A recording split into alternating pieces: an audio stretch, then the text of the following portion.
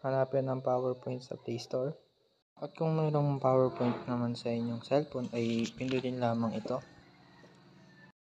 Kung meron ka namang account sa Microsoft ay okay na po yan. So, punta na tayo sa topic.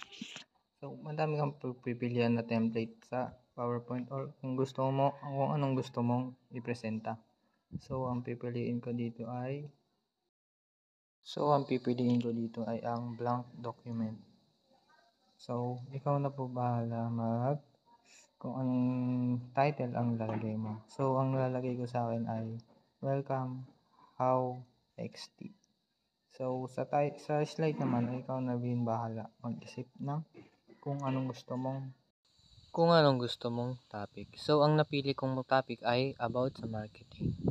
So, ilagay mo lamang ang iyong mga content na gusto mong ilagay. Tulad sa ginagawa ko ay nilagay ko lamang ang marketing at ang mga detail like purchase, sale, and price.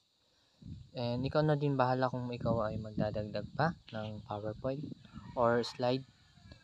At kung natapos naman na or gusto mo pang dagdagan ay pindutin mo lamang ang plus button na nandun sa may middle part na bahagi. So, pag natapos mo na magawan or maayos ay pindutin mo lamang ang next. Hintayin lamang at yan, lalabas na ang iyong ginawang PowerPoint. So, kung gusto mo naman na maging cinematic ay pindutin mo lamang ang nasa baba na present. So, yan, pindutin mo lamang ang swipe na pakanan kung gusto mong malipat or swipe naman pakaliwa kung gusto mong bumalik. So, yan. At yung nakikita mong X sign na nasa right side nasa may bandang baba, pindutin mo lamang kung gusto mong matapos ang iyong PowerPoint.